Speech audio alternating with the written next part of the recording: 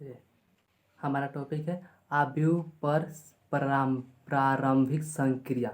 मतलब आव्यूह पर हम लोग कैसे कैसे प्रारंभिक संक्रिया लागू करते हैं या आव्यूह का परिवर्त कैसे ज्ञात करेंगे।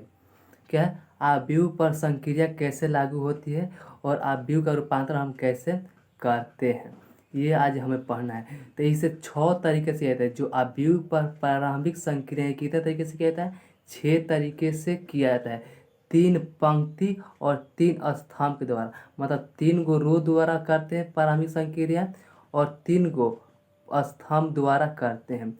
और प्रारंभिक क्रिया कौन कौन सी 3 होती है और कैसे कैसे करते हैं, तो देखिए, पहला इसका है पंक्ति द्वारा करते हैं। पहला जो है, पहला 3 क्या है? पंक्ति। तो पहला 3 रो द्वारा करते हैं, जिसे हम क्या करते हैं? कहते हैं ERO, मतलब एलिमेंट्री रो ऑपरेशन। मतलब हमारा है कि जो आव्यूह पर प्रारंभिक संक्रिया इसके 6 तरीके से करते हैं। कितने तरीके से करते हैं? 6 तरीके से। तो 3 तरीके पंक्ति के लिए और 3 तरीके स्तंभ के लिए। जो तरीके पंक्ति के लिए उसे ERO बोलेंगे, एलिमेंट्री मतलब अव्यय रो ऑपरेशन, मतलब पंक्ति ऑपरेशन। और 3 जो स्तंभ के लिए है, जिसे हम लोग बोलते हैं ECO, एलिमेंट्री कॉलम ऑपरेशंस कहते हैं। तो यही 6 तरीके हैं जो आव्यूह पर प्रारंभिक संक्रिया करते हैं या आव्यूह का रूपांतरण करते हैं प्रारंभिक संक्रिया द्वारा। ठीक है, तो चलिए देखते हैं आगे आगे क्या है हमारा। देखिए, और यहाँ पर लिखे हैं, यहाँ पर है ECO, जो कि 6 तरीका था। तो तीसरा था 3 पंक्ति और 3 स्तंभ। ECO, एलिमेंट्री कॉलम ऑपरेशंस के द्वारा करते हैं। और नोट जो लिखे हैं, ये इस पर अच्छे से ध्यान दिए। नोट है, यदि दोनों संख्याएं का भी कभी यहाँ पर दोनों संक्रियाएं, यहाँ पर संख्या नहीं, यहाँ पर संक्रियाएं होगा। यहाँ पर दोस्तों संक्रियाएं होगा, यहाँ पर अभी नहीं कभी होगा। ये अ हट जाएगा और ये कर जुड़ जाएगा। दोनों संक्रियाएं कभी भी एक साथ लागू नहीं होती है। मतलब ERO और ECO हम एक साथ लागू नहीं कर सकते किसी भी आव्यूह पर। अगर ERO लागू करते हैं तो ECO लागू नहीं होगा। अगर ECO लागू करते हैं तो ERO लागू नहीं होगा। यहाँ तक समझ गए होंगे। अब चलिए, अब हमें जो देखना है प्रारंभिक संक्रिया के गुण, मतलब इसके कैसे कैसे हम प्रारंभिक संक्रिया लागू करेंगे, इसका क्या रूल होता है, क्या गुण होता है, उसके बारे में जानेंगे। तो देखिए, जानेंगे उसके लिए हम पढ़े प्रारंभिक संक्रिया के गुण में। तो देखिए, प्रारंभिक संक्रिया के पहला गुण है, किसी आव्यूह में 2 पंक्ति या स्तंभों को आपस में परिवर्तित करते हैं। कोई आपका पंक्ति है, तो जैसे पहले R1 पंक्ति है, तो यहाँ बोला कि कोई R1 पंक्ति है, यानी कि RIJ। तो हम RI को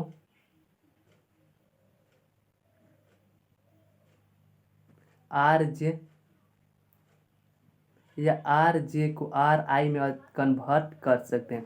पहला रूल ये कहता है, किसी भी आव्यूह में 2 पंक्ति हो या 2 स्तंभ, यानी कि CI और CJ हो। देखिए, 2 रो और 2 पंक्ति को क्या करते हैं? प्रदर्शित करते हैं। तो किसी भी आव्यूह में 2 पंक्ति या 2 स्तंभ को आपस में परिवर्तित करके हम संक्रिया लागू कर सकते हैं। क्या करके? आपस में RI को RJ और RJ को RI में परिवर्तित करके संक्रिया कर सकते हैं, या C1 को CJ में और CJ को CI में। मतलब कि कॉलम एक है तो पहले कॉलम को दूसरे कॉलम और दूसरे कॉलम को पहले कॉलम में हम लोग चेंज करके हम लोग इसको ज्ञात कर सकते हैं अपने आवश्यकता अनुसार। ठीक है दोस्तों। इसी बार अगर R1 है तो R1 को R2 में और R2 को R1 में अपने आवश्यकता अनुसार चेंज कर कर ज्ञात कर सकते हैं। ये होती है आव्यूह में परिवर्तन, 2 पंक्ति या स्तंभों को आपस में परिवर्तित करके। हम मैथ लगाएंगे अभी कुछ समय बाद, तब आपको अच्छे से ये संक्रियाएं सभी समझ में आ जाएगी। आप पहले फोकस करते रहिए कि पहला संक्रिया क्या होता है। तो 2 पंक्ति है या 2 स्तंभ है। दोनों को हम इंटरचेंज कर सकते हैं आपस में। लेकिन C1 होगा तो C1 के साथ ही होगा, अगर R1 होगा तो RA के साथ होगा। मतलब ये नहीं कि कॉलम को रो बना दे और रो को कॉलम, ये संक्रिया नहीं होती है। कॉलम है तो कॉलम से ही चेंज होगा, रो है तो रो से ही चेंज होगा। ये पहला संक्रिया कहते हैं। और जो इसका दूसरा संक्रिया है वह देखिए, दूसरा संक्रिया क्या कहता है। दूसरा संक्रिया कहता है किसी भी अवयव के पंक्ति या स्तंभ में किसी अचर संख्या से गुना कर सकते हैं। मान लिया आपके पास कोई पंक्ति है, R1 है, RI है, R1 है, RI मान लेते हैं, RI है, तो इसमें कोई भी अचर राशि से आप गुना या कर सकते हैं, गुना का या भाग आप लोग कर सकते हैं। KRI हम लोग आसानी से कर सकते हैं। या अगर CI है तो इसमें हम लोग KCI आसानी से हम लोग कर सकते हैं।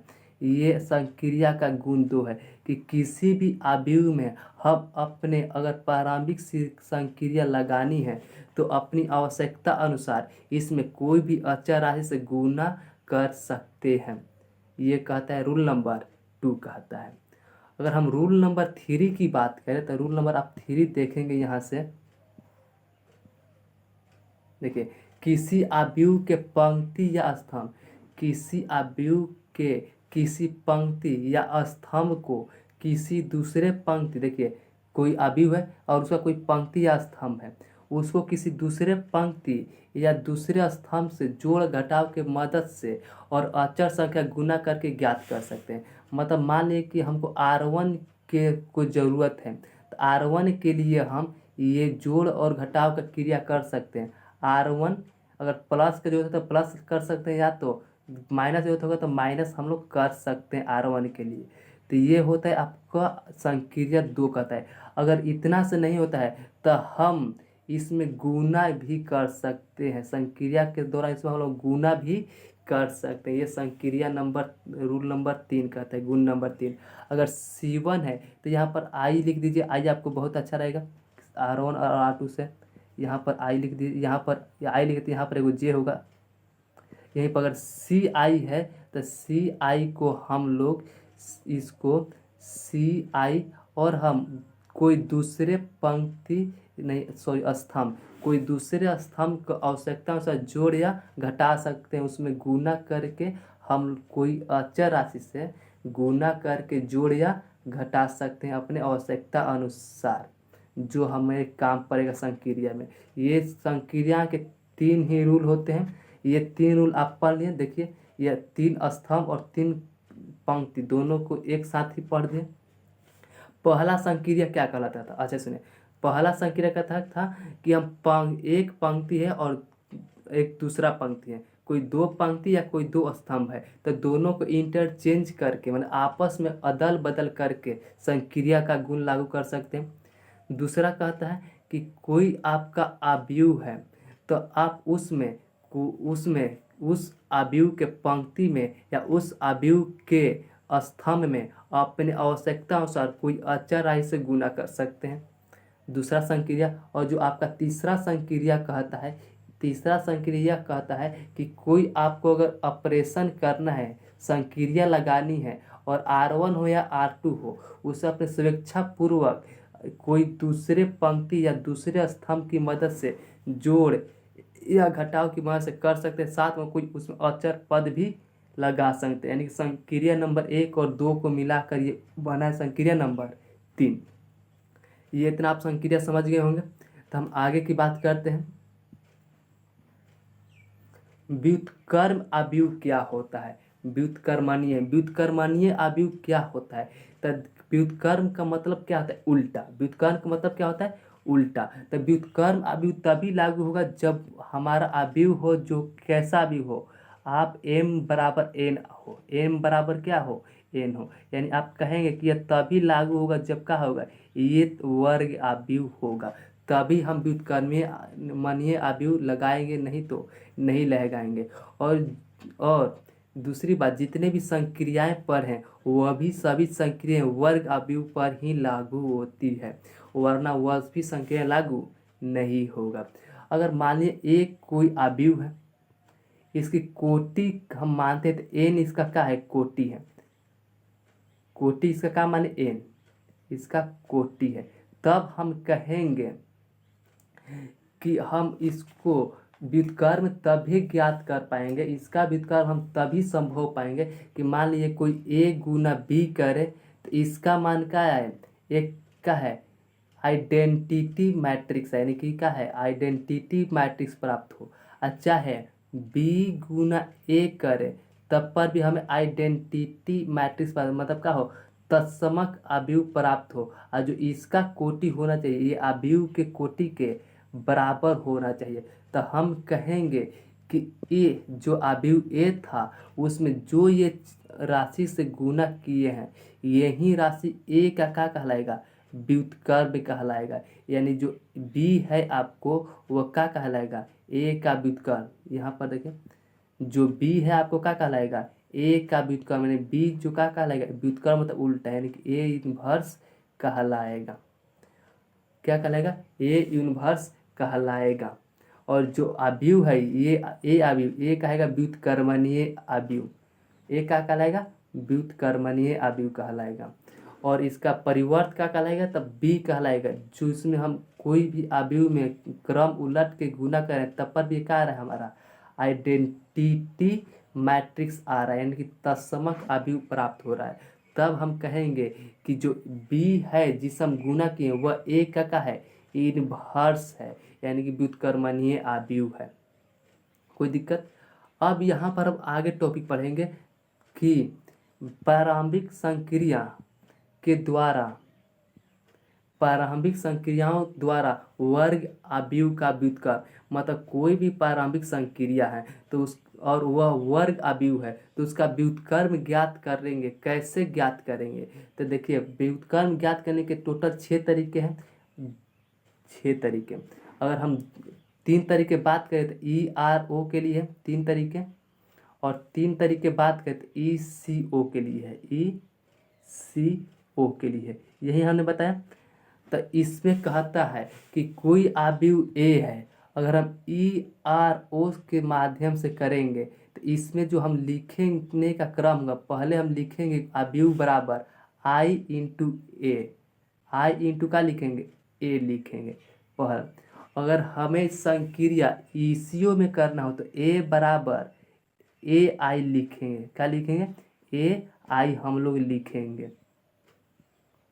पहला था, ये है पहला कंडीशन। दूसरा है आपका कि कोई अवयव अगर ए आपको क्या है, ए बी सी और डी, तो जितना का अवयव होना चाहिए उतना ही बराबर ये आई का मान होना चाहिए। आई क्या है आपको, तो आपको आई बता दे कि यहाँ पर आई है जो आइडेंटिटी मैट्रिक्स है, यानी तत्समक अवयव। और तत्समक अवयव किसे कहते हैं, तो जिसके मुख्य विकर्ण की अव्यय 1 हो और बाकी सभी 0, तो इसका कोटि 2 है, तो ये भी जो आई का कोटि होना चाहिए, क्या होना चाहिए, 2 होना चाहिए। और ए को हम लोग जेव के तेव यहाँ पर छोड़ देंगे। और यही संक्रिया इसके लिए भी लागू होगा। ए का मान इसे ही मान लीजिए कि यही है, कोई अभी ए है, बी है, सी है और डी है, तो इसमें भी होगा, ए को हम लोग छोड़ देंगे और आई का मान क्या होगा, तो जितने कोटि का अवयव है उतना ही कोटि का आई का मान 1,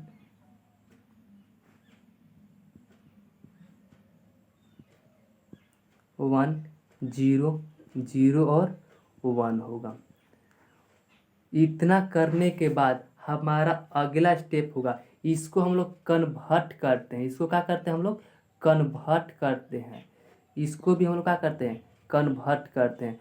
कन्वर्ट करने के लिए हमें जो भी करना पड़े वो हम लोग करेंगे। संक्रियाएं टोटल 6 है, वही 6 संक्रियाएं लागू करके इसको कन्वर्ट किया जाता है आई के फॉर्म में। 1 0 0 और 1 के फॉर्म में हमें कन्वर्ट करना होता है। और कन्वर्ट करने के दौरान इसमें जो आता है वही आपका आता है ए इनवर्स। इस क्रिया में आपको जो प्राप्त होगा PQR ऐसे जो भी प्राप्त हो आपको PQR और S, ये हम बाड़ा लिख दिए, लेकिन इसे आव्यूह में बाड़ा नहीं लिखा जाता है। जो भी प्राप्त हो वही आपको क्या कहलाएगा, ए इनवर्स कहलाता है। वही काम इसमें भी, इसको भी कन्वर्ट करते हैं इसी इकाई दशमक आव्यूह में, 1 0 0 और 1। तो इसको करने के लिए ईसीओ का जो भी मेथड लगे वो लगा दिए। और ये करने के बाद आपको जो ए है, ए तो आपको कुछ नहीं करना ए को, और जो यहाँ पर इसमें जो चेंजिंग होगा वही चेंजिंग आपको क्या कहलाएगा, ए इनवर्स कहलाता है। क्या कहलाता है, ए इनवर्स कहलाता है।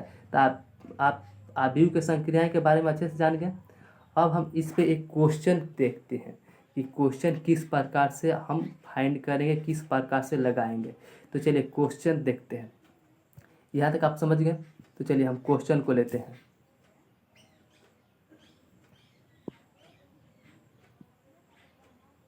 देखिए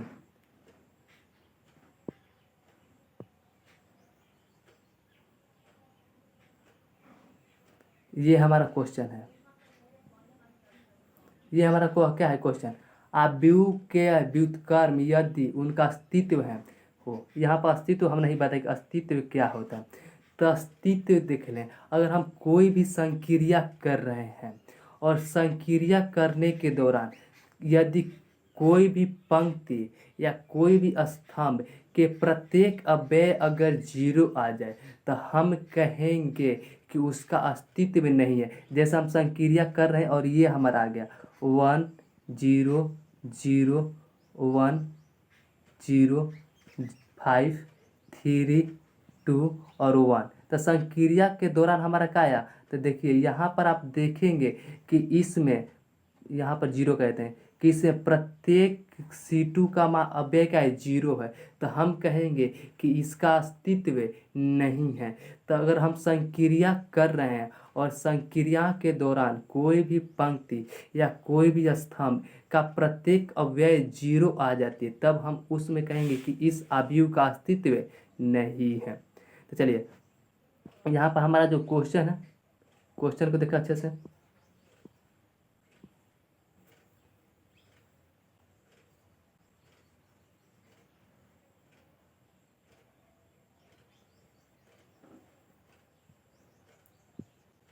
क्वेश्चन देखिए क्या करें, आव्यूह के व्युत्क्रम यदि उनका अस्तित्व है तो प्रारंभिक रूपांतरण के प्रयोग से ज्ञात कीजिए। क्वेश्चन हमारा क्या है, ए बराबर, देखिए क्वेश्चन दे दिया। तो जितना कोटि का ए होगा उतना ही कोटि का हमारे क्या होना चाहिए, आई होना चाहिए। तो आई का मान यहाँ से हम निकाल दिए 1 0 0 और 1।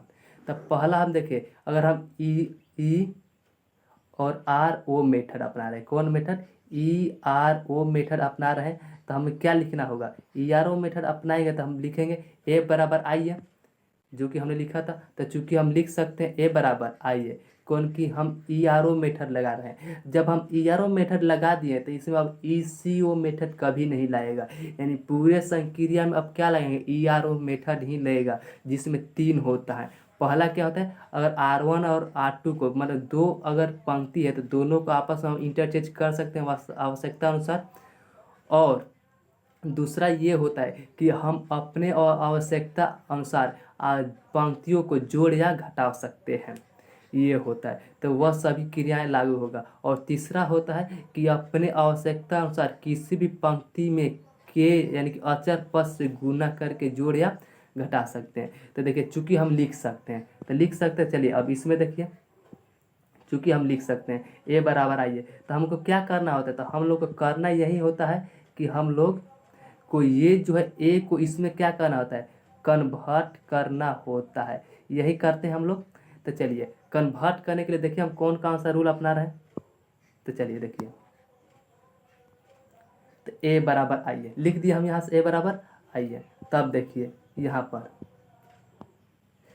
पर आप देखेंगे कि ए बराबर ए का मान और आई और ए का मान छोड़ दिए। तब पहला हमें कन्वर्ट करना है किस में, तो इसको हमको कन्वर्ट करना है इसमें, देखिएगा 1 0 0 1। तो सबसे पहले हम ये देखेंगे कि हमारा किस संक्रिया, मतलब R1 और R2 दो है क्योंकि ई आर ओ से चल रहे हैं, तो किस में ज़्यादा हमारे कन्वर्ट करने में तकलीफ है। तो यहाँ पर R2 है, यानी कि पहले हम क्या है, इसमें 2 है, तो हम पहले इसी को क्या करेंगे, कन्वर्ट करेंगे। पहले किसको कन्वर्ट करेंगे, R1 को, तो R1 को कन्वर्ट करेंगे। तो इस यहाँ पर क्या चाहिए हमको, 1 चाहिए। क्या चाहिए, 1 चाहिए। तो 1 लाने के लिए हम अपने आवश्यकता अनुसार ये 2 में से 1 को घटा सकते हैं, तो 1 आ जाएगा। तो वहीं लिखे R1 माइनस R2 से, तब R1 माइनस R2, तो R1 ये होता है R1, देखिए जो ये होता है आपको R1 होता है, और जो ये होता है आपका R2 होता है। तो हम क्या किए, अपने आवश्यकता अनुसार क्या किए, R1 माइनस R2 किए। तो 2 में से जब 1 घटाएंगे तो यहाँ पर 1 आएगा, और 1 में से 1 घटाएंगे तो 0। और जब R1 को लिए हैं तो R2 आपका जेव का तेव, R2 में कुछ नहीं गया, तो R2 आपका जेव का तेव है। अब वही काम इधर भी करेंगे, तो R2 है 1, और 1 में से 0 घटाएंगे तो आपका 1 होगा। ये है R1 है 0, R2 है 1, तो 0 में से 1 रहता है -1, और आपका R2 जेव का तेव। यहाँ तक कोई दिक्कत नहीं। तो आप देख रहे हैं कि यहाँ पर हमारा ये अव्यय और ये अव्यय और ये अव्यय, 3 अव्यय बराबर हो गया। देखिए ये तीनों अव्यय क्या हो गया, बराबर हो गया। अब यहाँ पर 0 चाहिए, तो यहाँ पर 0 के लिए R2 है, और ये 2 में से इसको घटा दे, इसको क्या करें, घटा दे, तो हमारा क्या होगा, काम आ जाएगा। तो यही संक्रिया क्या लिखे हैं, R2 के लिए, तो R2 माइनस R1 से, R2 माइनस R1 से। अब R2 माइनस R1 चलते हैं,